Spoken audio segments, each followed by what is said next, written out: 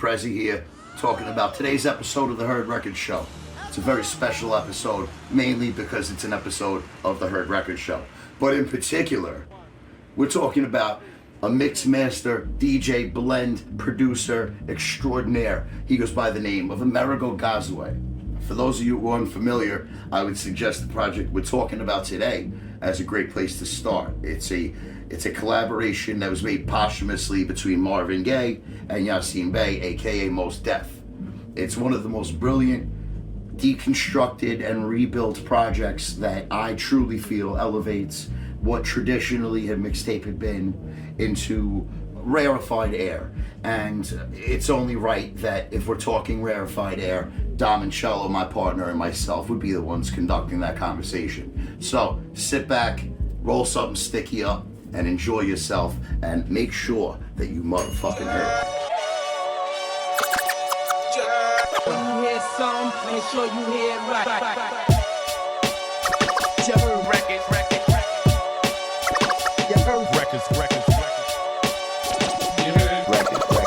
heard the one. Niggas know the style now. You heard records. You heard records. You heard records. I know you heard it. Who you know do it better? Fuck what you heard. Fuck what you heard. Fuck what you heard. You heard me, polish it. You heard records. All right. Welcome to the Heard Record Show. PREZZY is experiencing an earthquake. He might be in Turkey tonight. Yeah. My name is Turkey. Domincello. This is PREZZY, my co-host here tonight. What's going on? I'm having camera issues right now. I should have had my good friend Steven Spielberg handle this for me, but unfortunately, I'm actually not friends with him, so I was unable to do that. But yes, this is me, PREZZY, the one and only, and of course, good to see you, my brother Domincello. How's everything? Same here. Oh, not too bad, man. You know, it's always the weather's always the same out here in Florida. Well, the It's weather's fucking always the same here 70 in or 80 Florida. I degrees. mean, It's like Groundhog's Day after a while. No, I don't know what what you mean. I don't How know what about you over mean, there? Dom, because I live in fucking New York, where it's 4 degrees one day, 65 the next, 9 the next, and then 48 the day after that. And you have a permanent cold from fucking November until, I don't know, April, I'm guessing it's going to be like this until. But otherwise, I'm doing great. I detect a little hostility around the weather. Yeah. But yeah, I understand that shit's fucking nuts. The ups and downs are just too much. Fuck that It's shit. become... So how's everything going on your end, man? You I wanted to mention because you did something cool this weekend. You went to a museum. I did. I did. I went Right? to the Museum of Sex in New York City, which, I think maybe is indicative of my age, whereas, a youthful 20-something, I perhaps just was looking to have sex. But I guess when you reach a certain age, sex belongs in a learn more museum about at a certain point. And so I figured let me make the pilgrimage. Nah, me and my girl went. We had kind of like booked like a hotel kind of deal.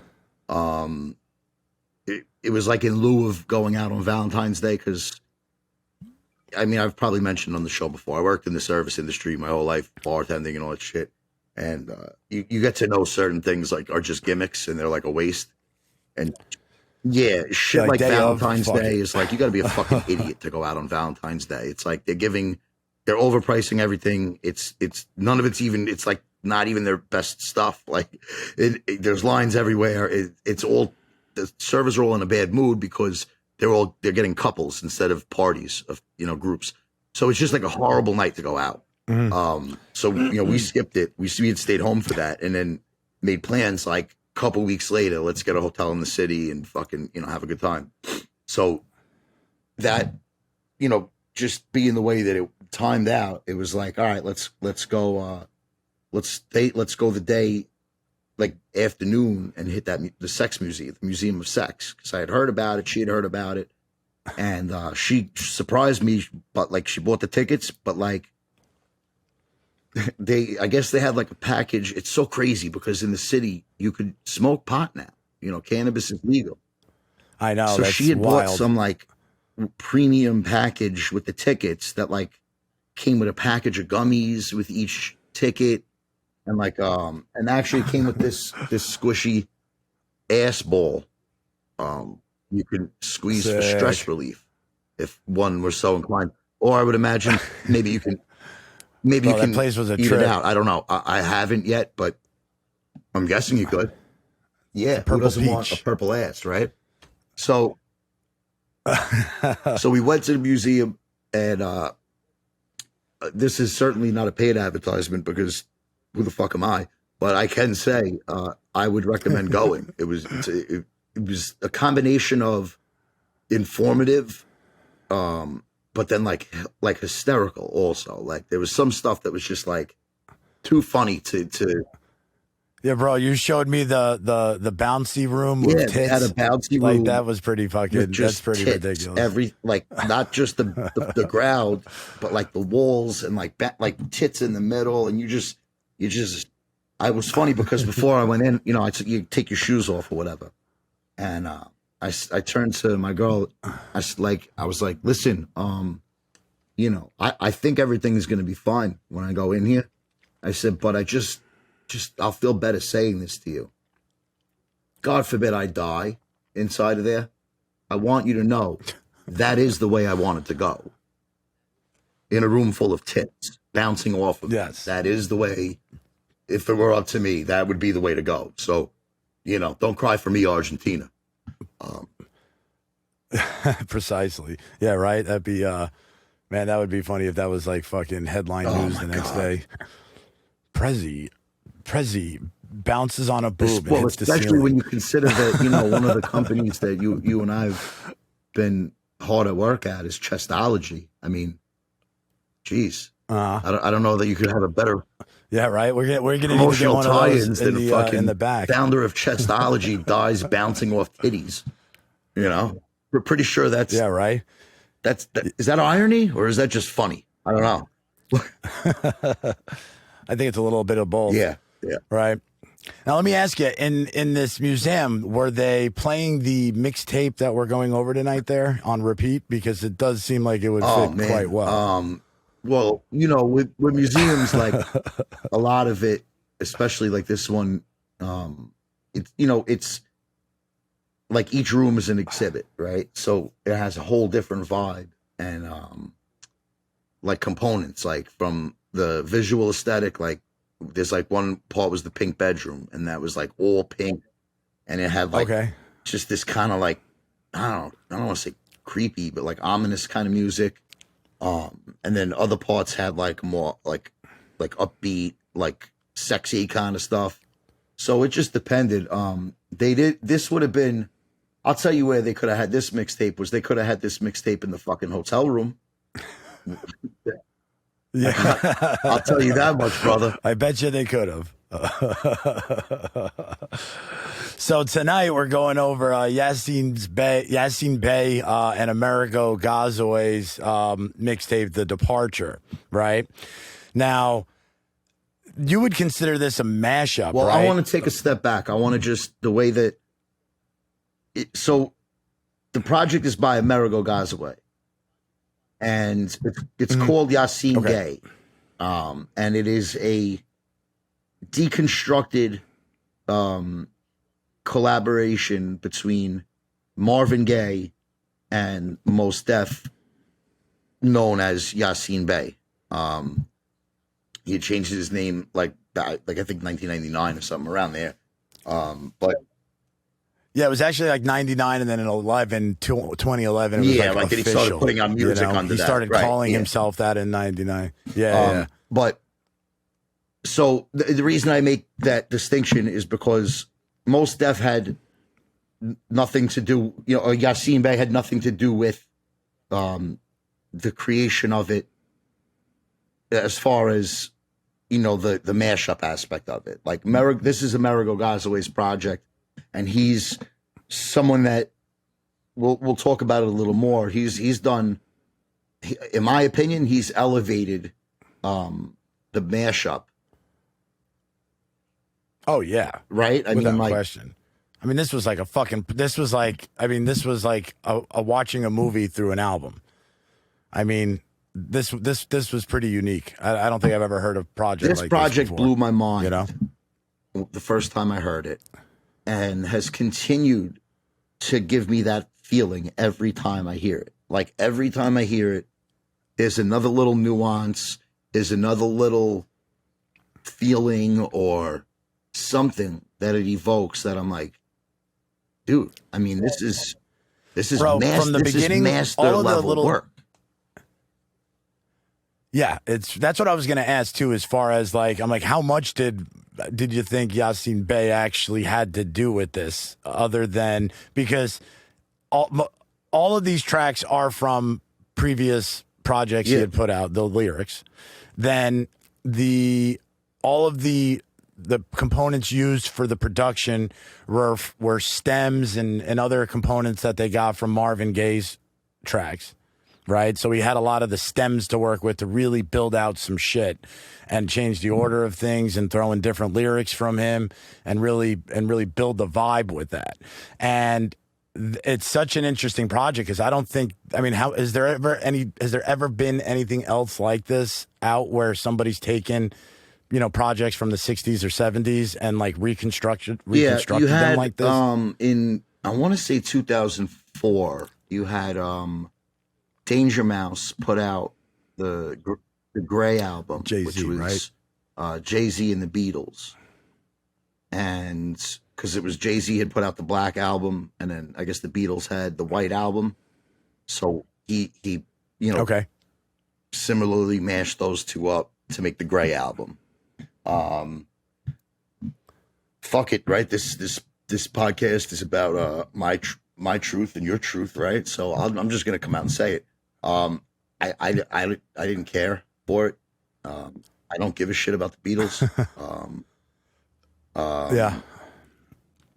And the Black album, it's like album the idea was there, but it was too wide. I feel like the people that were going to be feeling the Beatles are 10, 15 years older. The Black album is such a good album that you can't mix it with something else production wise, unless it's better than the album that they made. You know what I'm saying? Like Jay-Z he just made that album at the time, like very recently. It wasn't like some 20-year-old album that they were giving this treatment to. Jay-Z had just put out the Black album with literally, it was meant to be his retirement album. So, I mean, he had, you know, I believe it was like one track per producer of like every top producer, like in the world at that point was on the Black album. So, although I could respect the artistic ambition of Danger Mouse to make the Gray album, I just don't give a shit about hearing the Beatles instrumentals instead of fucking, you know, Kanye in his prime, Just Blaze, Ninth Wonder. Like, what are you fucking kidding me? Like, yeah, that's just a trade I'm not looking to fucking make. I gotta be honest with you. Yeah, like I remember when that did come out, that it was fun to listen to. But like that was it. It was like kind of like going on an exhibit and saying, oh, it's a great concept. You know? I think it's cool. That was kind of it's like that's cool. But like I'm not gonna sit here and tell you it changed the way I heard that album or I prefer it to the Black album or anything even remotely close to that. Where I'm gonna say I'll go on record. This Yasiin Gaye, The Departure, which is. It's worth mentioning that there's two of these. It's Yasiin Gaye, The Departure, and then Yasiin Gaye, The Return. And they're both an hour long, right? So I'll go on record and say I've never enjoyed a Mos Def album more than this. Yeah, you know, I got to be honest with you. Like, I always respected him, but I don't know. I just never got into his tracks like to a point where I was jamming them in the car over and over again. This has been my fucking gym soundtrack for the last 2 weeks. I just fucking can't get enough of it. I'm It's, actually a it's fan of good. Mos, and it's funny, like, this is what's fun, Dom, about having no listeners like we do, like, because you can say certain Okay. shit that if you had a big platform and you said it, it comes to your fucking head over certain things, And what I'm gonna say here could easily be misinterpreted, but fuck it, I really don't give a shit. Yeah. All right, Here's go the thing. Mos Def has elements of the Black Power movements from the 60s, right? He's got elements of the 5% Nation teachings of the 80s. All of these really strong pro-black sentiments, and I would even say he has elements of Prince's anti-record company ethos, where there was a lot of back and forth during his career, leading to the name change. That was part of the reason for that was due to record label fuckery, and all of those things make me have an immense respect for his work. And if someone gives me their top 20 and puts Mos high on that list, I won't disagree with it. But because he's so good at speaking his message, a lot of it doesn't apply to me. So it's hard for him to be like my favorite rapper. You see what I'm saying? But I almost feel he'd be happy to know that too. You know what I'm saying? Like, because I'm not who he's talking I feel to. that. Like, he's talking to his people. Yeah. In a genre that has increasingly lost that element of positive fucking thinking, elevating each other, brotherhood. This stuff has been essentially eliminated by the major labels over the years, right? So Mos Def's ability and strength in keeping that in his music has always kind of prevented me from like having like him super high on my list. But at the same time, if I had to give you a list of my 100 favorite songs of all time, he's got 3 or 4 of them on there, no problem. And fucking Respiration is very high on the list. There's Mathematics is very high on the list. This Fat Booty is high on the list. That track. He's got fucking bangers, dude. He's an incredibly multi-talented. He's an actor. He's got some serious movie credits. He's an incredible talent. And it's funny because I know I'm going on a bit of a tangent here, but I don't know how much you know about Marvin Gaye's story and the tragic, ending of his life. But like when I heard the pairing, I'm not talking about when I pressed play and started listening to it. When I heard there's an album of Marvin Gaye and Mos Def, I was like, that work. Like, it just, if you knew what Marvin's music was and you knew what Mos's music was, it's like, fuck, they would have worked together if the time had allowed for it. Like, that's not a reach. That's not putting Biggie over Frank Sinatra. I wonder how this idea came to be, right? And like, since this is a show about us just talking about our opinions and shit, might as well speculate, right? Like, do you think that Amerigo came up with the idea? Do you think that they both did? Were they working together? Did one sought out the other? Like, I wonder how this came, because it did such a good job at tying what he's like, his essence, and then parts of the and then the parts that he used from Marvin Gaye's just elevated that even further, and then the entire album as a cohesiveness, as a complete product, like, takes you on this journey from like getting into the plane almost in the beginning, like you're going for a ride, right from the first track in the interlude, and it was just I wonder how much came from like each I said, artist, Mos Def was not involved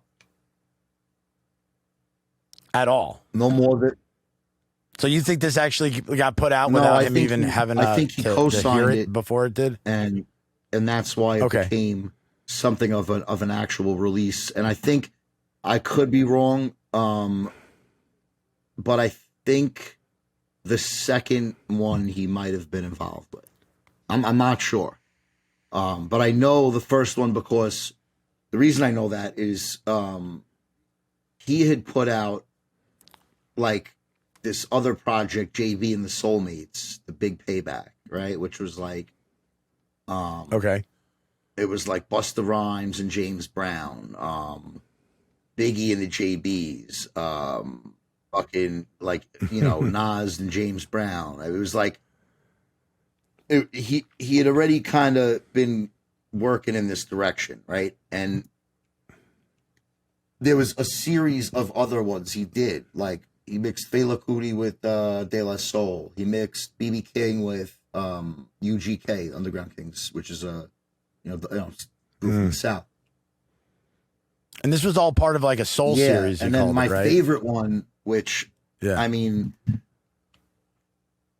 I was torn between which one to talk about on the show. Between there's the one we're talking about right now, and my personal favorite. I like maybe even a little bit more than this one is the Nina Simone Lauryn Hill project that he did.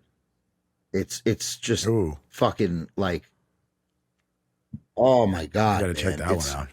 The thing that, you know what the thing is that stood out the most to me about this? What's that? This guy is such a fucking student of the music because there are certain intangible bullseyes that he hits that if you didn't love Marvin Gaye and love Mos Def, you wouldn't know to do that. You wouldn't do it. It wouldn't. Well, that's like what I was almost getting at before, was like, it's just done so amazingly. He's either absolutely, obsessed with it and a student of it extremely well in order to be able to do that. It's very impressive on the production side. I mean unreal. to know which Mos Def verse is going to sound most complimentary to, what's going on by Marvin Gaye. I mean, like, that's like, because you think about the scope of how many acapellas or verses, were available, that he could have grabbed, right? And think about how much of Marvin Gaye's catalog is available in some form of fashion. And you hear on the album, there's a couple of times where you hear Amerigo talking about the making of the project, finding these that was him talking, making huh? of the project. I thought that was so clever to do that get, too. All the stems and the fucking off the 2-inch tapes, and all these acapellas. That's like a producer's dream, bro. It's like I would geek on that again, so bad. You got to think about this. This is something that I feel like you and I, one of the reasons I wanted to talk about this one on here. I mean, I don't think, maybe some people don't know, but you and I make music as well, right? So, a lot of the projects that I picked for this season, there's impact on the genre or the culture at the time, or notable in the artist's career trajectory, right, or whatever. And then, there's ones that I felt like elevated the genre a little bit, which I feel like this falls into that category. But ultimately, there's always something that I feel like is relative to how you and I work. And it made me so happy listening to this, because it's like, this motherfucker, he decided he was making this album, and in order to make it perfect, like as good as he could make it, like he went to extraordinary length. There's no way boundaries and that someone just called him and said, here's all these Marvin Gaye fucking stems and masters and 2-inch reels. There's no way that happened. He had to have obviously been tracking that down and was willing to probably put money up on it, I'm imagining. Yeah, and probably like I would venture what to I'm say saying. that took a long time. But, I mean, he's probably got more connections, but still.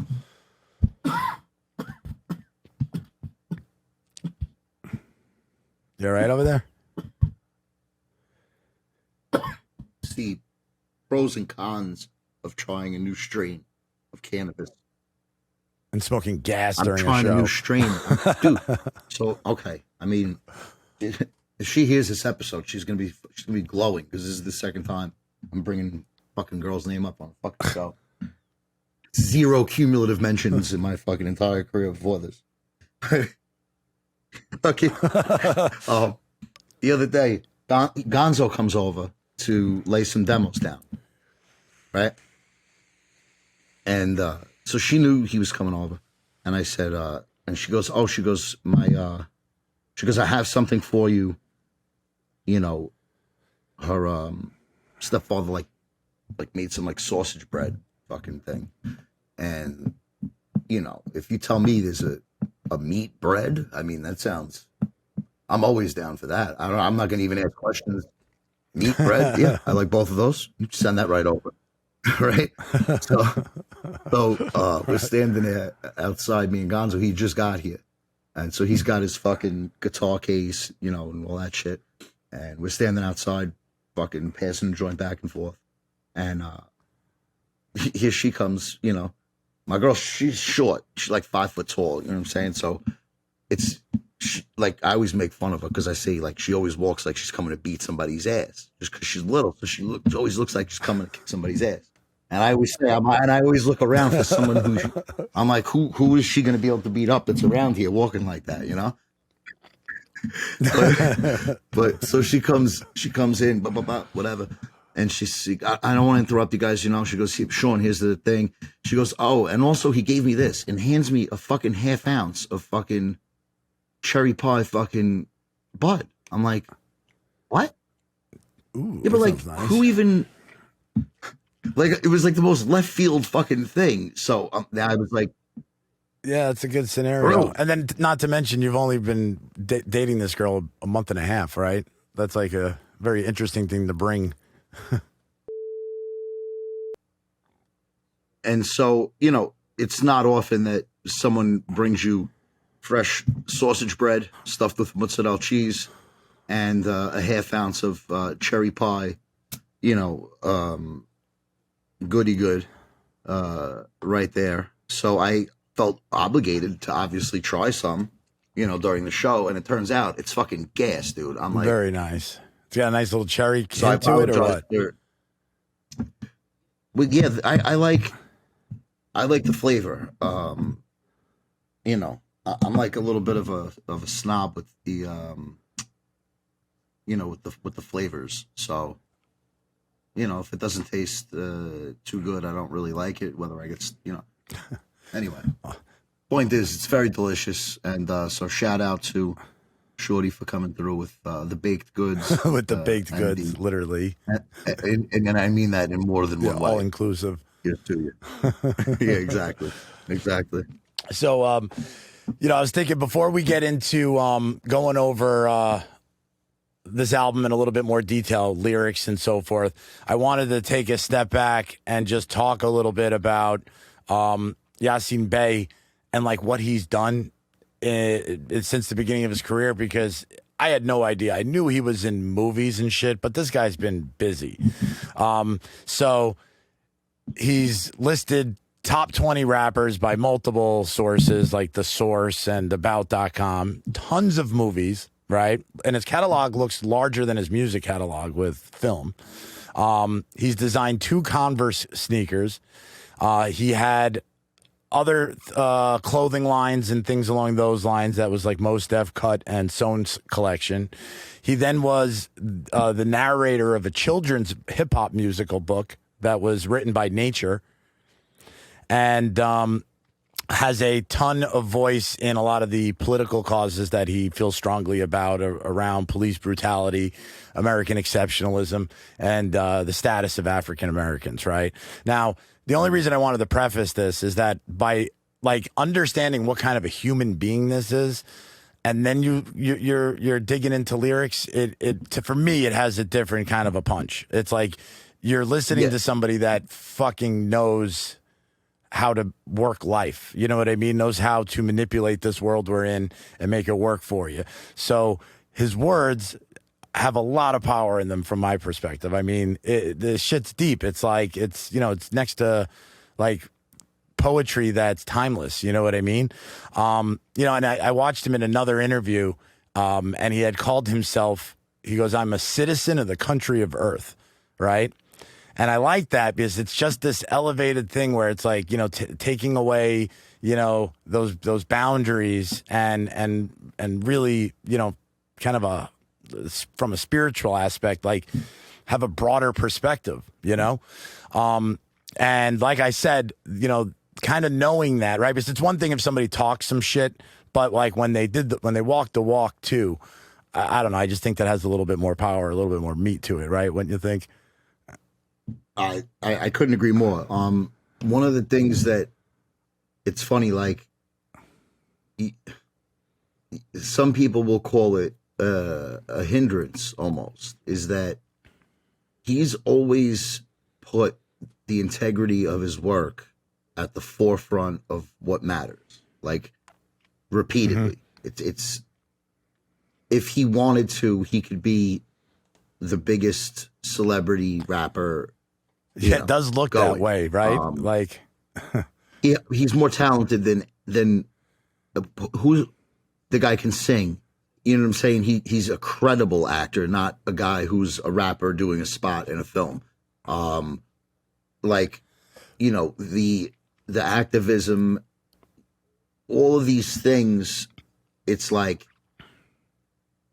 those are the things that are important to him. So that's what he does, right? But it also goes to show you he's right about a lot of what he's saying in his criticisms, because look at how the fact of him pointing these things out has actually like stunted the flourishing of his career at certain times where he's not a household name to everybody. Yeah.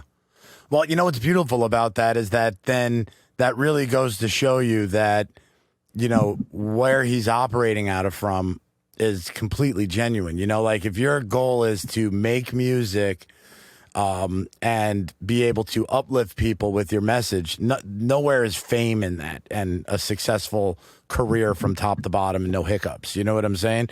So that never diverged, which is fucking really cool to see. It's not like him and Chappelle, I think, are like the two real loud ones that have done that. They have a podcast. Yeah, exactly. I believe. Well, they did a podcast I saw with Drink Champs. They were on it together at his place. Yeah. Yeah, they're very tight. Oh, and the other one, he does have a podcast with them. Yep. There's something to be said for the confidence in your own ability to get your message across, no matter what. So, like, a lot of times, when you start getting involved with these corporations and large entities or whatever, it turns into like if you don't do this, then, we're going to blah, blah, blah, right? And it essentially is like petty bullshit, but it really is how that shit is run a lot of the time. And that's why a lot of people have a disdain for that industry, right? But from Chappelle to Mos Def, there is that parallel where they're confident enough in their abilities to get their message out that it's like, I don't care what you're threatening that you're not going to do for me. The message is more important. I'll figure out a way. I'll find a way to get and that is the crux of, that's the most important part of their art to them, is that it's getting their message out. So it's like, it's not about sales per se. It's like, you know what I'm saying? Like, even I'm sure to a certain extent, even certain acting roles, it's like, is this the role of my dreams? No. Is it a, $2 million check plus some royalties or some shit like that where I can fucking make sure that, my mother's taken care of because of this? Yeah, I'll do the movie, right? Like, there's so many different ways to look at it, and there's something that you have to admire and respect in someone that's been able to have that stance of, you're not going to tell me how to do it, but still be so revered and have such longevity that, you know, a guy like Amerigo Gazaway pairs him with fucking Marvin Gaye. And it was loud like enough that he was able to pull one all of the most legendary voices of all time. You know what I mean? Like, to be put on that pedestal by your peer, but I'm not saying their peers, but you know what I mean, by people in your industry. I mean, it speaks volumes to how talented Mos Def really is, that he would have even been the artist that's with Marvin Gaye. Yeah.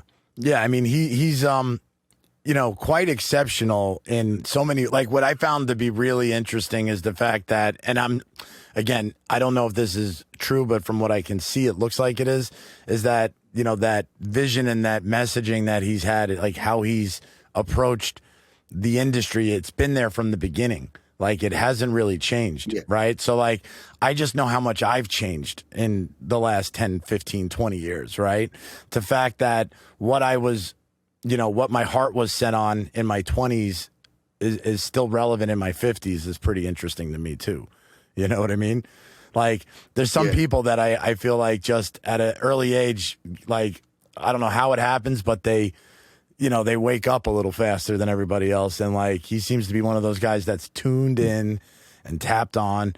And, like, it's not just luck. It's got to do, you know, it's, I think of that Benny the Butcher lyric. I mean, probably not the name you were expecting me to bring up, right? But he has that one line I love. He says, what's more important, the flower or the soil that grows it? Okay. And it's like, you know, like Tupac, for example, like his mother was a fucking Black Panther, dude. You know, like, so that revolutionary spirit was in the household going to be in Tupac. It was fucking going to be there, you know? That makes sense. And there's, it's, I don't want to say, because I don't know the exact, you know, percent influence from this and this and this, but like Mos is definitely a product of all of these pro-Black groups from the 60s, the 70s, the 80s, like I said, the 5%ers and all that, like all of these different teachings and about knowledge of self and like not, you know, not the history of Black man in America from the white guy's point of view of you came here as slaves, which is kind of like such a fucking spit in the face. You know what I mean? Like that's the entirety of the history, right? Like, really? It's you know the what arrogance I mean? So of the all of that of it, you know. Well, it's, you know, it's a conversation that you and I are not qualified to fully have. No, I feel let's leave it at that, right? But the point being, Mos Def keeping that essence in his music gives it an integrity that other artists have literally just chose to not care to keep. Like, because this stuff was all integral to the culture at one point. Yeah. And the corporate interests came in and shoot them up, sell drugs, sell sex, right? That's what we want, right? So now that knowledge of self stuff is gone. Yeah. Well, from their perspective, it's dangerous, you know? Well, of course, empowering. Right? The last thing you want is fucking people starting to question, the story, right? But so this is what I mean is that it's not just the weight of what he's saying. It's the fact that so few of his peers have made the choice to keep that essence in their music. You know what I mean? Yeah, definitely. Like, it's hard to really argue against Mos Def as far as you could say it doesn't resonate with you. Like, that's like I was saying for me, like, it's like, I'm not necessarily who he's speaking to. So it's like, there's songs I love, but then there's elements of it that like I'm not steeped in that history and culture to understand it the right way. Right? And I think that one of the greatest things about this project was that Marvin Gaye was almost like the perfect like bridge to maybe open it up a little more. Okay. Like I felt like I understood verses on here that I had heard 100 times already on the original songs, that I like heard them better. Yeah, like, that's for sure, bro. There's like, and I forgot what other. I don't mean I heard the words the No, first. they I'm don't not hit saying you I the couldn't same way. They understand hit you a different way. I know exactly what you're saying. I was like, ooh, yeah. I was like, ooh, and it just, I don't, to me, it's like that's where this guy, you got to give him his flowers for the job he did. For real. Because it's like to be able to make something that the one artist has been dead for years. So you're working with ghosts, literally, and you're taking a body of work in Mos Def's that's already so fucking high quality that like to tinker with it is kind of like you better fucking watch what you're doing, buddy, because it's kind of already really good. No, it's kind of like you know, know? it's like you risk like it's like a crackhead like trying to take something apart and then putting it back together, and like it's always fucking fucked up at the end. Right. You know what I mean? Right. It's like you got to be really. It really is. It's like it's to take something apart that's already perfect and add something to it. It's that's why we're talking about it. You know what I mean? Yeah. It really was. The like one of my favorite songs of his is Mathematics, and the way they flipped it on here, I was like, I was curious how they were going to do it, and it, like the way it came out, it was like, wow. I was like, man, I almost kept waiting for this guy to miss. Yeah. Like when the first time I played it, like that's why I said I've had to listen to it so many times, because the first time I really was waiting for this dude to miss. Like I couldn't believe with each successive song how fucking like how much he added to rather than took away. And then there's some tracks that are like over 6 minutes long on here, right? And that they totally need to be. You know what I mean? Like it was fucking perfect. Like I don't think I've listened to an album to this day that had just this beautiful veneer on it from start to finish that like literally took me on a journey, and it filled in the holes with some of the interludes that they had with clips from Marvin Gaye or from Amerigo talking himself. It was a fucking experience, man. It was it was really something. It was I got to check out some of his other work. I want to see if he's able to do that 2 or 3 times, because that was fucking pretty amazing. Has he ever done and created anything with somebody that's all original stuff of this caliber, like with this type of an impact? I don't know what you mean. Like as far as like, did Amerigo ever put out a project and like alchemist it with somebody else, like where he produced the whole thing? Oh, okay. No, not that I know of. Not that I'm aware of. I know he's done like instrumental projects and what do you call it? It's like, he did like a Christmas project, and then like a summer, like it was like Endless Summer or something like that. And like that was kind of a I don't know, mix maybe, like, but it wasn't nothing from scratch, I mean, I would love to hear, me, I could name 10 people besides myself. I would love to hear this guy fucking, work with. Yeah. But yeah, I don't know. I always wonder, like, sometimes you wind up finding things out, right? Like the artist didn't like the project, or something like that. And I wonder, like, if that somehow he may have, shot himself in the foot, and that's why we haven't seen anything, because maybe, some of these artists were like, I didn't tell you to do that.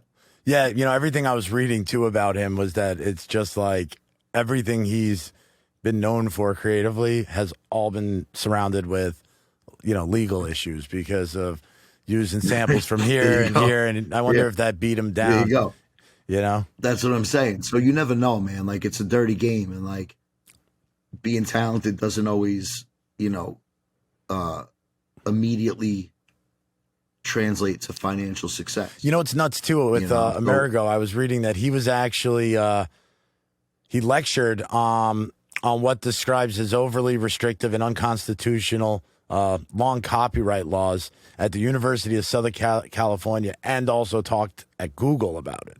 So like these guys are all like activists in the same way, you know. It's really so he must share some of that same kind of blood in the sense where he saw what he was doing, you know. He obviously has that spirit a little bit similar. I remember reading something maybe a month ago, and it was like basically there was an AI that it generated every possible like sequence of music like that you could possibly do, like every combination of chords or whatever. Okay. And with the point being that it then copyrighted it and then left it as open, like, you know what I'm saying? Like, so it was like the idea being that it would render copyright issues useless at this point. So I wonder what happened with that. I don't know. Yeah, I remember you bringing that up a while back, because that is interesting. You know what I mean? That changes a lot.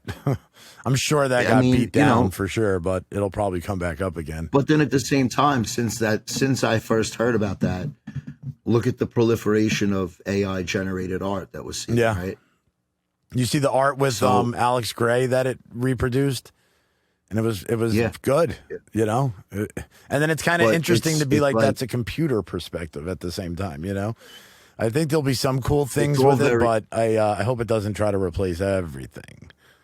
Well, there's good news and bad news, right? Here's how I see it: is the good news is it has the potential to be used to benefit, mankind. Yeah, like if it served us.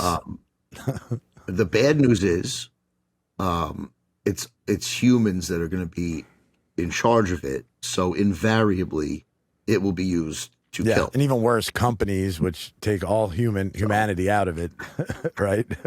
I'm saying, like, it one way or the other, it'll be weaponized, whether it's financially or fucking, one way or the other. If we do it right, hopefully the machine will very quickly. We don't exactly have the best track record of, we have this new technology. What should we do with it? Like, let's save everything. Like, we haven't really ever done that. Well, if we turned it into a true consciousness, hopefully it's able to evolve to a level of spirituality that, might take a Buddhist monk a whole lifetime to get to. Maybe it gets there in 10 seconds and changes humanity for the best.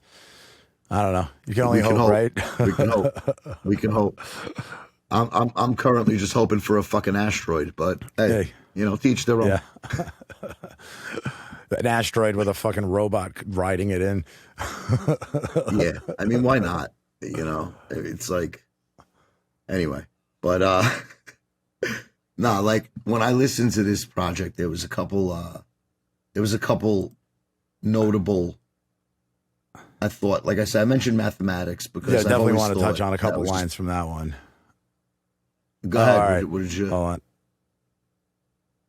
All right, so, Jesus, I took notes on like almost everything on that one. What I thought, all right, I mean, bro, just the way it even opens, right? So 1 for Charlie Hustle, 2 for Steady Rock, 3 for the forthcoming live Future Shock. It's 5 dimensions, 6 senses, 7 filaments of heaven and hell, 8 million stories to tell, 9 planets faithfully keep in orbit with the probable 10th. Like,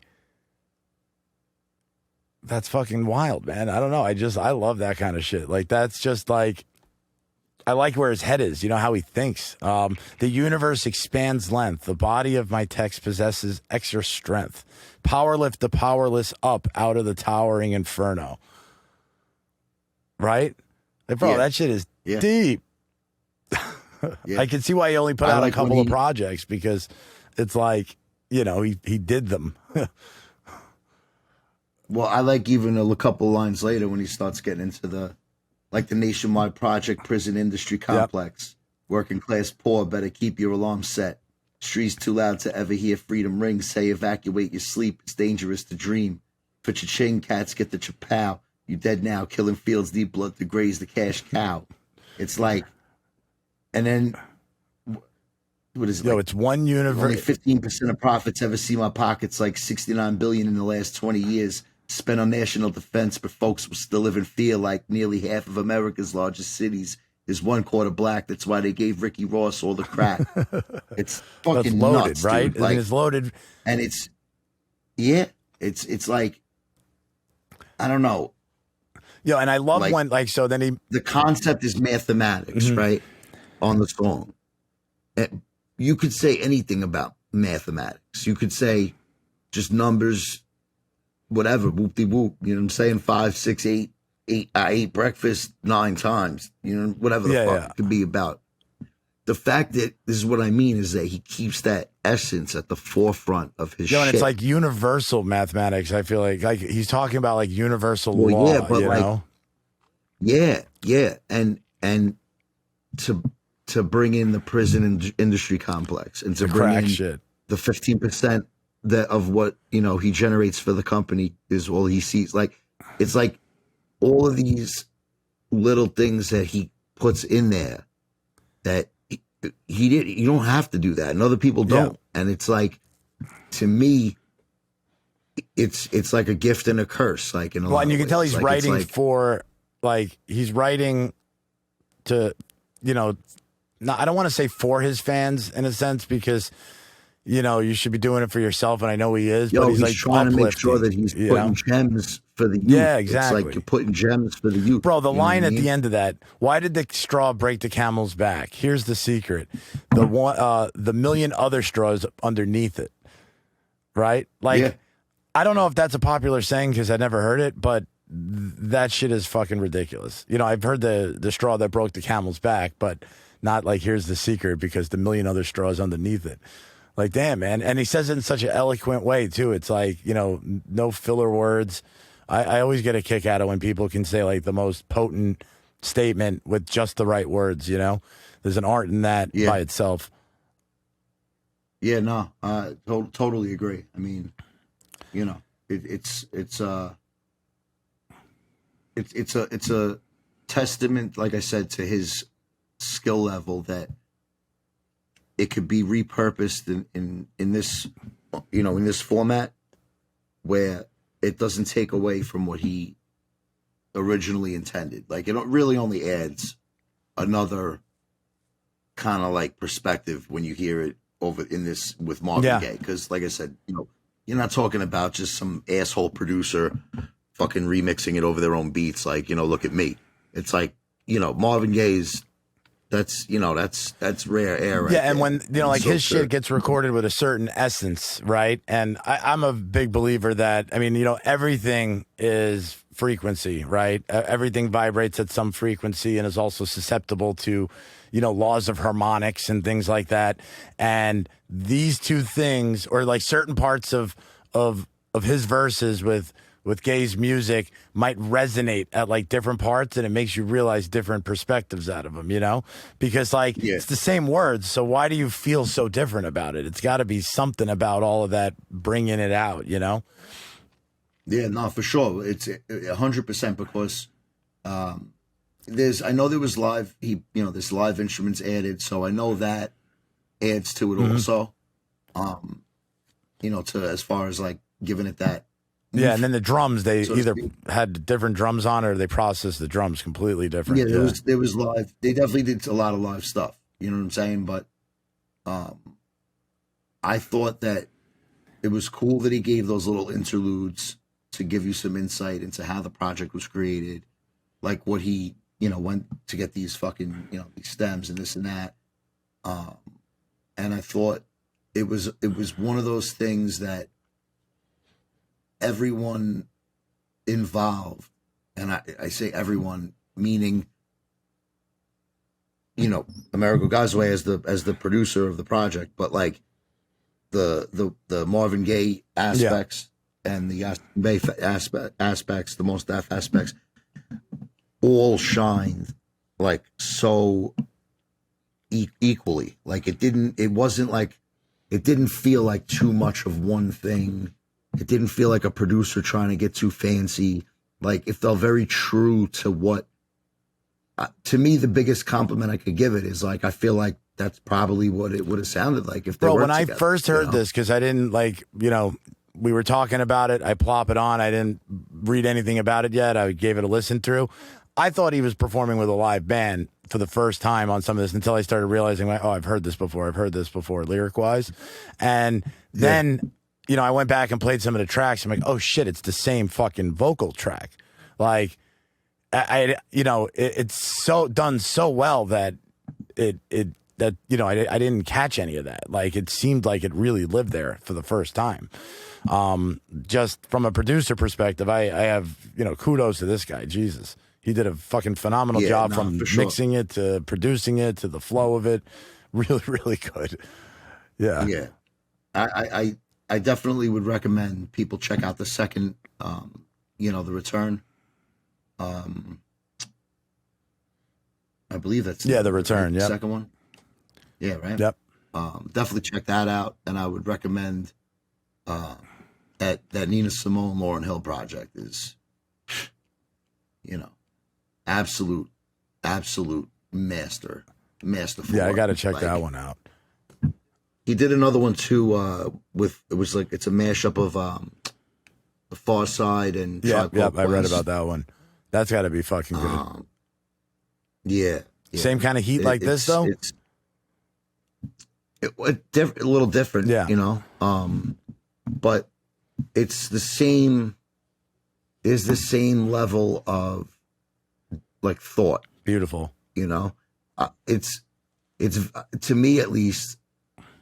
I almost like would be surprised if something he did sucked, because to do something at this level, it's like you have to have a certain work ethic. Like, you know what I mean? Yeah, like, bro. you won't put out land shit on this album. Shit won't come out. You don't land on this album. You don't do this album on a weekend. It's not how that happens. Yeah.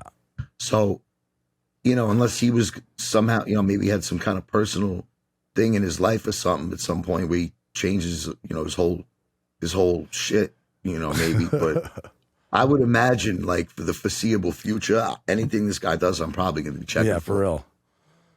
Yeah, man, 100%. And then this only came out. Well, this came out 2000, I think 14, right around there. Yeah. And then, Yasiin ends up saying that he's retiring in what 2019 or 2018 or something.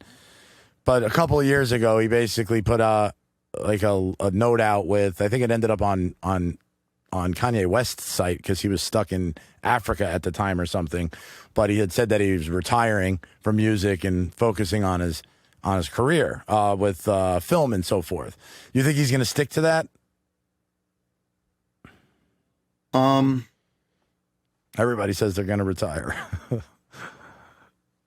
You know, it's a weird thing because, like, retire could mean a lot of things to certain. Like retired from the industry. Like, you could retire from making new music, but then, you know, the 20th anniversary of Black on Both Sides hits. You know, maybe you got to do a tour, right? Like, you know, but again, that also has to do with what the label situation, the contract situation, the money situation. If he's got a film career that at this point with kind of the, you know, experience and savvy and what have you that you acquire, like, I'm sure he's making exponentially more money in one film than, you know, what the energy and effort it takes to make an album. And then, you know, you got to put it on fucking Spotify for a penny a fucking 1,000 streams. Right. I think he likes acting way more too. Like, if you look, when I was looking at I feel like he probably has more freedom. He probably feels like he's able to convey his message to a wider audience that way. I really think that's what it is, you know? Like, you pick what scripts you work on, right? Stuff like that. So it's different. Like, it's a different dynamic. And I'm speaking just for, you know, I just did my first movie. So I know dick about, you know, any of the industry side of it, but I could say that there definitely is a similar artistic satisfaction in working on music and working in front of a camera. In that, if you feel strongly about what you're saying or what you're doing, it's going to come. It's going to translate well. It's going to translate. You know what I'm saying? Like, so I guess, you know, it's where does he feel like he's able to get that satisfaction, that fulfillment? You know, I mean, if the right thing came up, I don't think he would say, no, I can't, I'm not rapping anymore. I gave that up. Like, I don't, you know. Yeah, I got the same vibe. I feel like he was almost saying that he was quitting, like, the industry, like making music with the industry. You know? It's also a way to get out of a contract. I mean, if you say I'm retired, right, and then, you know, whatever the length of time your contract is, you just stay retired that time. You don't owe him any more fucking music. Go fuck yourself. Now your contract's over. That's a good point. Okay, I'm unretired now. Yeah, you know? I bet you that's a good point. It's an idea. That's probably why you hear so many people retire and then come back. I bet you that plays a big role. I didn't even think of that. Yeah. Barely come back with a different name, you know, Mos Def, Yasiin Gaye. Like, I'm not saying that that's why he did it that time, but like, that's another, that there's, when, if I'm not mistaken, when Conway and Westside Gunn did an EP for Shady Records, I think that they signed as under the group name Hall and Nash, if I'm not mistaken. Really? Okay. Yeah. So like, because it's like all contractual, right? Because like they didn't want to give up the rights to Conway and Westside Gunn. Yeah, no, that makes sense. Yeah, because you're an entity, so like if they sign with you as a person, that's probably the worst thing you could possibly do. You know what I mean? You got to sign with a company that's like an outside entity or a label. Everyone's got at the end of the day, everyone's coming from a different position, different background, has different goals. So it is no one size fits all, right? Like, I'm not going to say, oh, don't ever do this or you should always do this. But, you know, to me, at least, like, it's just most important thing is that you're happy with what you do. Yeah. Like, I know it sounds so stupid and simple, but it's like, that's really like the underlying key of life is trying to figure that part out. How much money does it cost for you to fucking be miserable every day is my point. You know what I'm saying? Like for me, there's no dollar that like I'm down to like be like, yeah. You know what I mean? Like, I just rather would enjoy myself. That's for sure, man. Know? Like when I was in my 20s, bro, like no matter how much, like I got to a point where it was like, it didn't matter how much I was making. I wasn't happy. Like when it very quickly you realize that isn't that important. You know what I mean? The most money I had was the most miserable I ever was. 100%. I could tell you. It's funny because they always say like the more you have, the more you worry about, right? And then the act of like worrying and thinking of other things is like, you know, beginning of suffering. And there's also just the simple fact that like nothing inside of you changes. Like, you mean like your essence, like who you are? You still feel exactly the same way. Like it's like, I remember like getting to a certain like point the things around you change, but you still feel the same way if you don't work on yourself. Yeah, that's for fucking sure. And it's like you just kind of like resent that you like have to do all this upkeep, this shit that you don't even fucking like. Yeah, I thought I wanted this because they said I don't even fucking want any of this shit. You know? Yeah, I don't even want any of this shit. Right? Why do I have to do what? You know, like, and on the other side of it, you know, I've had it where I got knocked on my ass by life, right? Like after I had my first recording studio, you know, the partnership like went awry, to put it mildly. And in order for me to kind of get ownership of what I wanted out of the deal, I had to kind of just leave the studio. Like I'm out, right? And I had everything tied up in there. And so it was like, you know, okay, I'm looking for an apartment. Like I'm sleeping in my car right now. You know what I'm saying? At the time, right?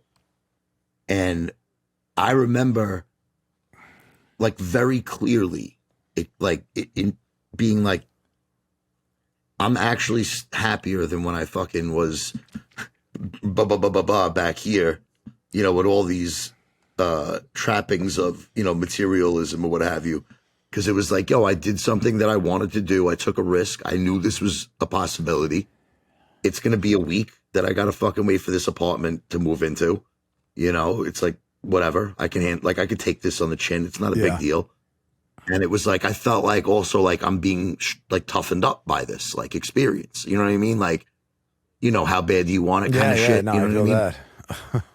And it was like, it was so weird because, you know, would I go around calling it a highlight of my life? No, of course not. But like, it wasn't a low point. It was a week that like, I kind of knew that was coming and I took it on the fucking chin because the bigger picture that I was working on, that's what it was required at that point. You know, not for nothing. Sometimes when things are simple like that, like, oh, what a relief. You know what I mean? Like there was a period of time where like, there's a couple months I kind of had my hands tied and it was like the best couple of months I've ever had. Like there was no phone ringing, there was no emails, and it was wild, you know, it puts it in perspective. But if you're on the right track, you know, like you were following what you were doing and you knew that was the next logical step to get where you're trying to go, then, you know, it doesn't feel as bad, you know, because it's really not, you know? The thing is this, is that at least from what I understand at this point, you're always going to get a mixed bag with life, right? Like it's not always going to be fucking good. It's not always going to be bad. You know, like if you figure that it's going to be that way anyway, like you may as well just do like go in the direction you want, like, and not worry about if it goes well or goes well. Like, you know what I mean? Like pretty much everything he's preaching about. Most of the time, shit's not going to go well anyway. It's like, it doesn't really matter. Like you may as well do the thing you want to do and go in the direction you want to go. Cause what do you think if you go some other way that it's like, you know, you'll never have any fucking problems or something? Like, what are you, fucking stupid? So amazing that's how like our culture has, you know, crafted all of us to like, you don't have dreams, you need to go do this, and then your whole life you're just trying to get the courage to go fucking actually do what you wanted to do from the fucking very beginning. I say it all the time. I'm like, at first it was like depressing to me because like you get to, you know, a certain point at a certain age where you go like, all right, I did it. I got all the stuff. I got I live with the chick and fucking got the crib and fucking we did, you know, and you look around and you're like, this fucking this wasn't what I expected. You know, what the fuck did I do this for? Like, what am I doing? Yep. And it's like, I'm happy that I was able to figure that out before I really dove in, because, you know, you just you realize like you actually could just like not do this. You could just do something else, you know? And it's like, yeah, you can, you know? And then you just start doing that. And it's like, it's so freeing, like in that you realize, yeah, this doesn't have to really necessarily go well. It's at least better than being miserable. Yeah. Like, you know what I mean? The like, truth, man. I mean, as long as you can take care of yourself, eat and shit, and move towards what you actually want to do, I mean, that's kind of it, you know? Well, it's just about the movement. It's not about like you got to get on a fucking, you know, rocket ship and get, you know, you know me, I'm not into all that hustle 24/7 bullshit. You know, look, if it's fucking, you know, you got to work a fucking full-time job and the best you could do is spend an hour every night fucking working on your craft or whatever the case, that's enough. It's like the point is that you do that instead of like, you know, like not do that. You know what I mean? Like literally. Well, like, bro, I mean, how many people play video games for 20, 30 hours a week? You know what I mean? Like to me, that's like, oh my God, that's like everything I ever wanted to do. It's like escapism is one thing, but there's also, I think in most people, there's a passion to create something on some level. for like some people it's building a table. Some people, some you know people what I'm saying? teaching Like, kids. I'm not saying but everyone's. it's all I'm creation. not saying everyone is. Yeah. Yeah, I'm not saying everyone's making rap music. I'm saying like you might want to knit, you might want to fucking draw, you might want to fucking that's like what build we a are fucking, as creators. You know what I mean? Yeah. that's what I'm saying. That's what I'm saying. It's our essence. Like that's what we're meant to do. So it's like I just believe that you just going in that direction that's success. Chestology right there, right? Yeah, that's why I always talk chestology, like, because it's like you get that feeling of like, yeah, this is what I'm, this gives me that fucking that feeling, right? Good. You're like, yeah, right? exactly. Yeah, and so I really do salute Mr. Gazaway in that same line, in that apparently it's caused him all sorts of headaches with fucking sample clearance and getting official releases and putting them, clearly hours and hours into these projects, creating them, and not being able to sell them retail. It's obviously it makes me believe that it's a matter of time before this guy gets his day in the sunshine. Because this was done out of love. All this work, he's basically more than anything else. Yeah. You know what I mean? Yeah. Fuck yeah. The amount of work that was done for the love of it will always yield fruit in due time. Yeah. Well, and bro, like this got recognized by so many. It got recognized when it came out, like very well. Like BET recognized. Oh yeah. Like so that genuine, the love, the truth that's in it was recognized immediately. You know what I mean? And that's always what the more shit we go over, it's always that. It's like when you're listening or you're looking at something that is just nothing but like the purest intention, everybody sees it, and they don't know why they see it, but they all fuck with it, It's an intangible. Yeah. I mean, I talk about it because it's like for stuff that I work on, I really make like this firsthand. Everything that I've ever put together has like come from something. Mm-hmm. Like, you know what I mean? There was some element of real life inspiration. That was the impetus behind me creating it, right? And it's like that the idea that it might be of value to someone else is like a bonus, but it's like that has nothing to do with why I needed to do it. You know what I mean? Like, well, you needed to do it so you wouldn't kill somebody. Right. Everyone's got to process things in their own way. I'm not really comfortable talking to people all the time about things, and so for me, there's different ways to kind of like, maybe it's writing it this way. Sometimes I record demos that no one ever hears. Yeah. You know what I'm saying? Like, but it's just ways for me to process something, right? And it's like other people, I know for a fact, because I have a friend that does like woodworking, and like that, he says that's how he processes stuff. And to me or you, it's like, how does that work? Like, how does that translate? But it's like, that's what's beautiful about being self-aware, is learning what makes you tick. Mm-hmm. Like, how am I going to bounce back from this? What tools do I have? What do I need to work on? You know what I mean? Like, so, I think the people that do that work, they find the universe favors them. Yeah. Well, yeah, and it's because like I'm a big advocate of, we're in an attractive universe, right? The law of attraction, the vibe and the energy you're putting out there, the universe returns that, right? He's in this album, he must have mentioned it a handful of times as well, like touching upon those things. Like even just the last that last track we were just talking about, he says like one universal law, but there's always two sides to every story. And like I feel like he's talking about, the universal love that's like the constant, and then in a 3D world we always have polarity, right? There's night and day, day and night. There's up and down. There's love and hate. It's all different spectrums of the same thing, you know? And like, Yeah. he does it in such an amazing way, like just kind of nonchalant, like blah, in 5 words, he fucking says all that, you know, or at least that's the way I took it. But you could probably take that also, like anything else that's really well written, you can take it at multiple different levels, you know what I mean? Like there's only one universe, or there, you know, like it's just amazing how, you know, like timeless type of writing that's is like pure, genuine and pure truth has just so many different meanings, you know, and it's like applicable in so many different scenarios and throughout time, you know, like that's probably the definition of it being timeless. And speaking of time, what did you think about Time? Yeah. The track.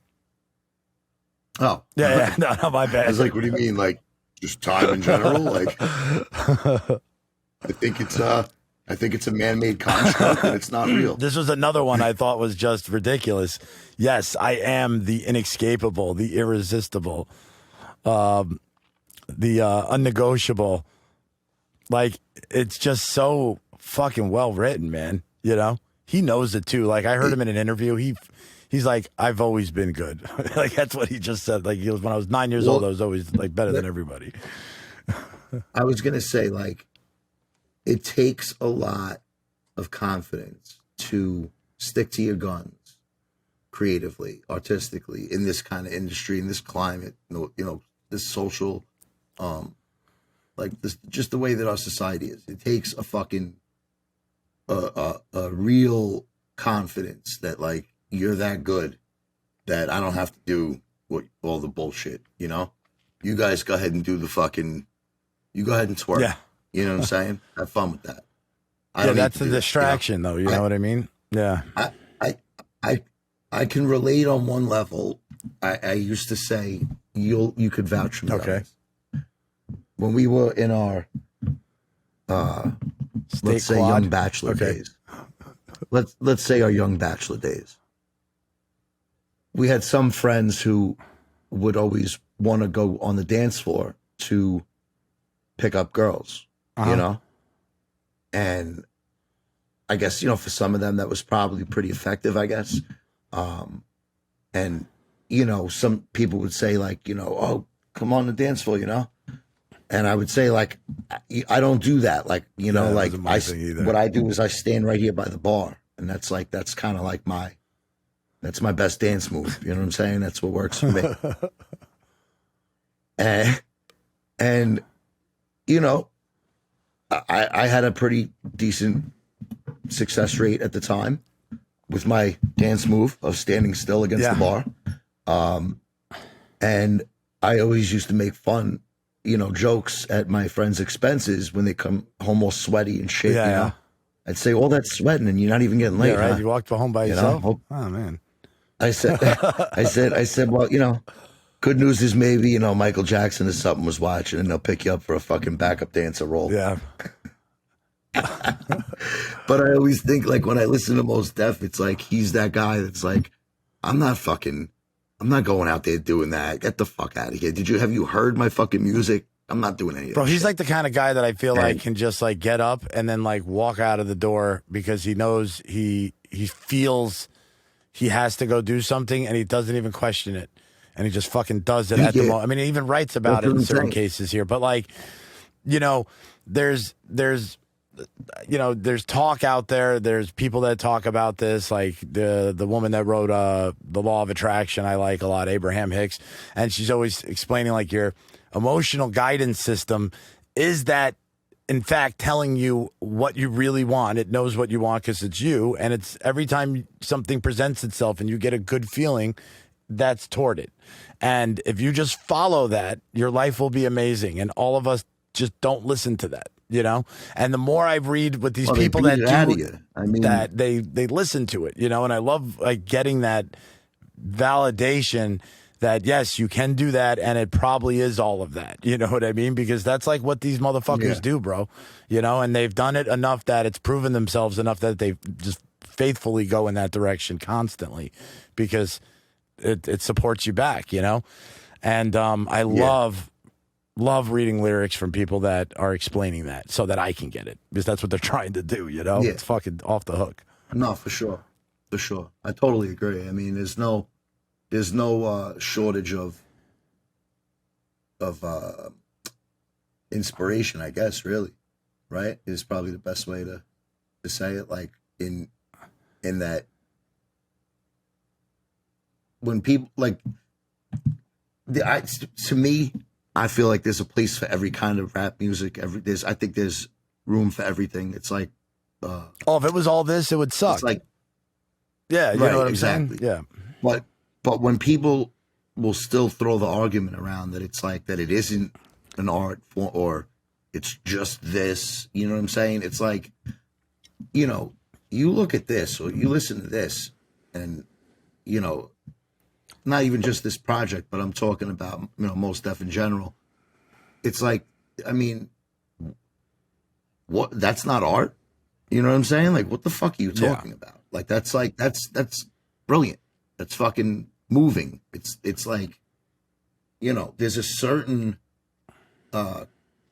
level or echelon where certain elite artists, you know, can take the art form that maybe some people have one impression of, and it's like this person elevates it in the eyes of a lot of people because of the way they do it. You know what I'm saying? And it's just like anything else that comes from the individual and how much they're able to tap into. Well, think about it, like that other artist, Cage, right? I mean, his content and his life experiences are fucking in a place I hope I'm never in a place like that, right? Let's put it that way. Like he seems like he's had some rough scenarios there. And right. Like, of course that's not for everybody, but there's millions of people that live in that and that is their life. And hearing that is probably the most inspirational thing, to know that somebody else is feeling that and there's you can do more with it. You know what I mean?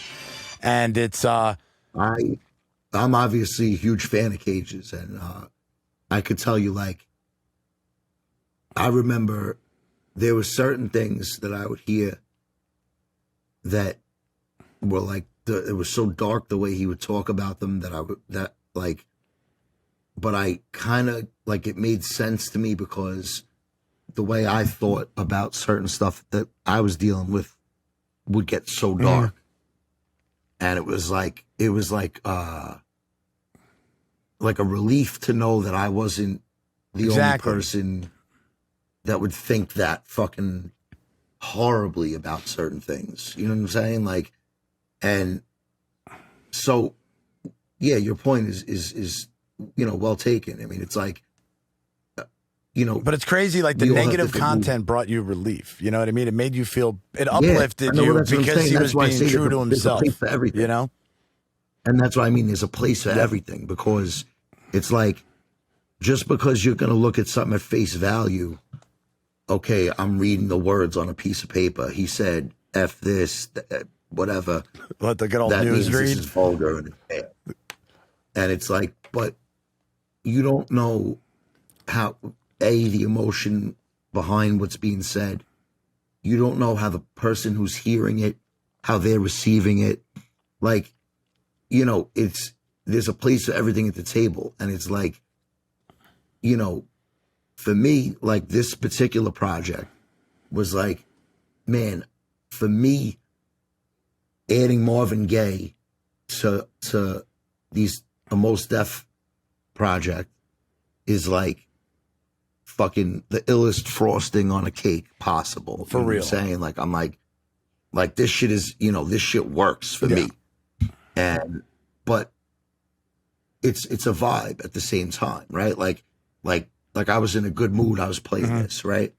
If I was ready to, you know, if I had one of them days where I'm ready to strangle somebody, I don't know that I would put this on right away. You know, like you might go somewhere else with it, right? It's just a matter of the vibe. But the mark of a good artist, in my opinion, and a good project, in my opinion, is that it has a very clear vibe that, like, you could basically attach it to a mood or a kind of day, a weather, even, you know what I'm saying? Like, yeah, this should sound like a sunny summer afternoon. Like that. This sounds What like was the name of that track? Summertime one. Like that fucking Yeah. bro. That had me I walking used to down always say Queens about Mobb Boulevard. Deep. I was like, Mobb Deep. You know. I was like, you can't tell me Mobb Deep albums used to sound like fucking January 13th. Raining, cold, and you're You know just what I walking mean? out of the subway in the dark. Yeah. You know. Yeah. It's like. You know what I mean? Like, you knew that was the vibe you were going to get. You know what I mean? Like, better or for worse, right? So if you weren't in that kind of mood, don't put that on because that's what you're going to get. Yeah, You you're either know? not going to like it or it's going to make you feel like that. Yeah. Yeah. And so, like, I thought this was awesome because it was like, it had this real soulful vibe to it and like a fresh energy to stuff that I already was familiar with, but it didn't sound forced or contrived. It sounded very, like, well put together. It was like, man, this is dope. Yeah, I mean, the furthest from, like, whatever the furthest from forced is what this was. You know what I mean? Not, like, every part of it was just completely where it needed to be, you know? I mean, definitely kudos to, like, you know, as a producer myself, I mean, that was just a work of art. That was beautiful. That was, like, beautiful as a project. Like, from top to bottom, oof. Fucking, you know, he gets a round of applause for that one. Because, like, albums, it's one thing you make a dope song, but when you make a dope 15 tracks or 13 tracks that take you somewhere, that, you know, that's a little bit, that's leveling up. And like I said, you're playing with, and it's not just that, it's that you're playing with two artists who are masters of their craft already, and you're tampering with their work. So it's like you're taking Seinfeld and Family Guy and making something funnier. Like, but it's like you got to be really careful and really good at executing your vision because almost everything is going to be not as good as what they did already. Like the odds of you making a better Mos Def song than Mos Def it's crazy, right? are very low. You understand what I'm saying? Like the odds of you making a Marvin Gaye song sound better than a Marvin Gaye song, very low. So to even land any of this as well as he did is fucking ridiculous. And what's great is like, and I love that he did that with the name of it too, where he, you know, Yasiin Gaye, you know, for the album name, or in the beginning he uses both their names in it, because none of them really overpowered it in one direction or the other. Some tracks have like a verse and a bunch of Marvin Gaye lyrics. Another one might have two verses from Mos Def and less Marvin Gaye, but like they played a pretty equal part in it. You know what I mean? From the no, that's what I mean. It sounded like a collaboration. It didn't sound like a mashup. It sounded like a collaboration. Yeah, it was fucking phenomenal. This was a good one for sure. I'd love who would you like to see this producer do this with which artists? Like in hypothetical land. Like what? Like another? Yeah, if like Amerigo was duo? going to say, "Hey, I'm going to work with this guy and this guy." What would be the two dream ones that would be something you think would be sick? Yeah, that's a good question.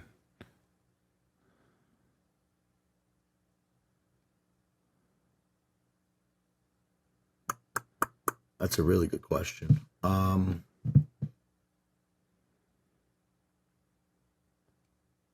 Too good of a question? Do you have one like off the top that you can say that I'll tell you the that feelings that I would love to hear. So somebody that was super like gutter sounding, like kind of what Ghostface has already done with himself, where he had picked those tracks on the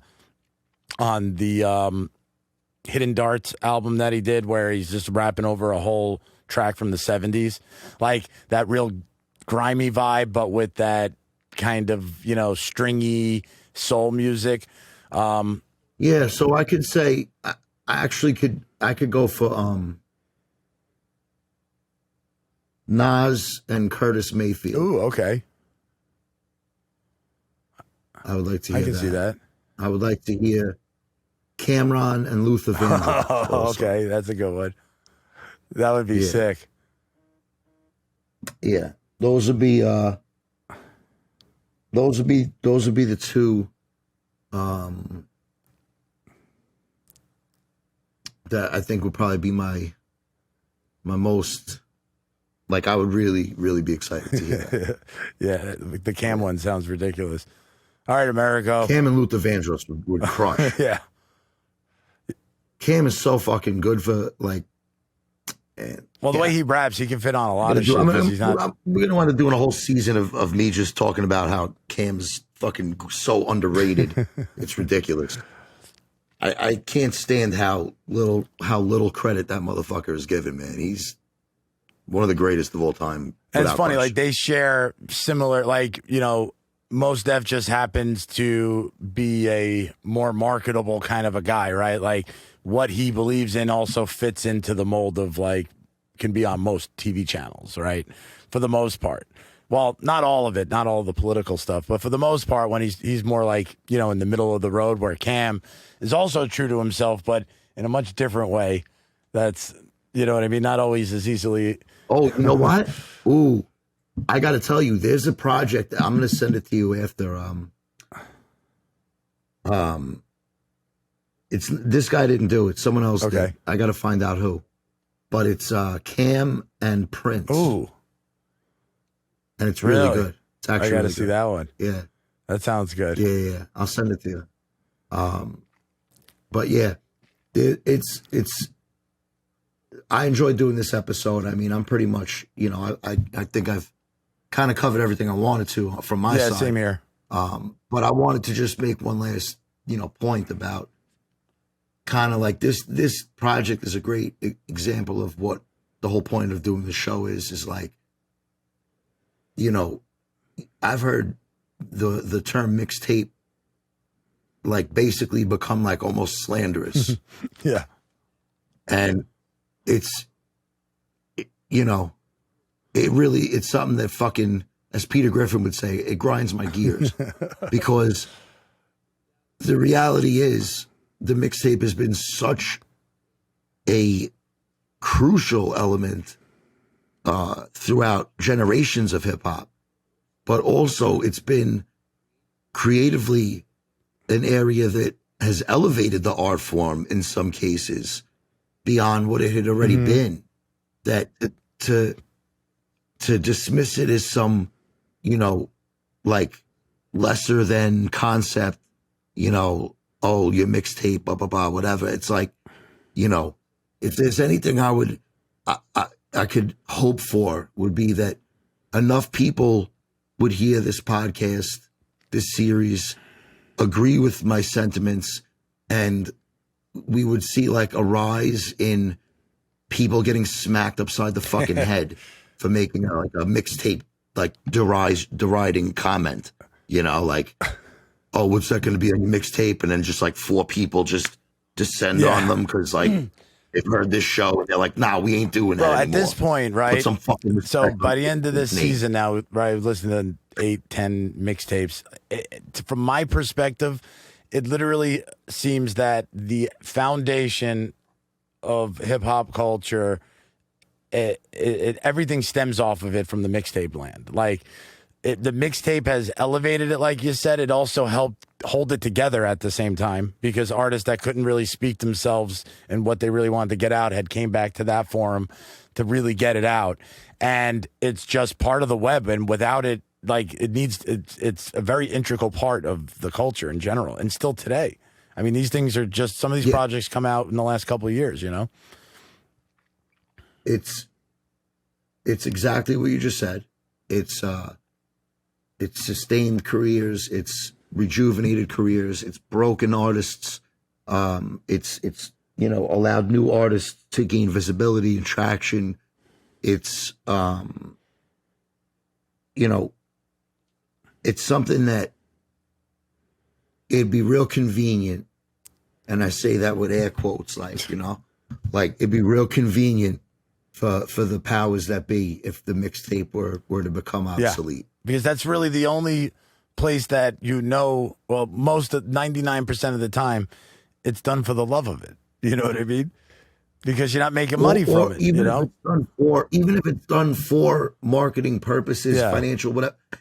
Even if it is, it's still going to be a purer representation of the artist. Yeah, maybe it's not 99% because you do have some that are from that promotional side point, but still, my point being is I've always believed that, you know, if you're going to sit at the table, you come to someone's house, whatever the case, you know, you bring a gift, you fucking, you know, you try to be a good guest, you know what I'm saying? And I know I've gained so much from hip hop, from the culture, from the music over the years. Like, for me to, you know, be involved in other music endeavors, this is definitely a passion project for me, doing the show and talking about mixtapes, because it's like, I don't hear, maybe I'm not aware of all the convos about him, but I don't hear it. And it's like, yo, listen, I'm not going to let you do mixtapes dirty like that, man. It's a fucking formative part of my experience. And I know of, like we've just said, of so many other people's, that to let that work go unrecognized is kind of a shame, man. You know, For real. I'm very happy to be having these conversations. Yeah, this is some of the best shit I've heard within mixtape land. You know what I mean? It's something that should not be overlooked, man. Fucking kudos. Yeah, man. So fucking any you know, anything that we mentioned that, you know, you might want to go find, like this album and stuff, we'll put some links in the good old description below. And yeah, man, linking it up, clinking yeah, it man, up. click it up, right? Put some clickbait down there. That's it. All right, That's it. Prezzy, fucking good convo. Have a wonderful evening. As We'll see you on always. the next one. Yo, I'll see you then. You my got brother. it, bro.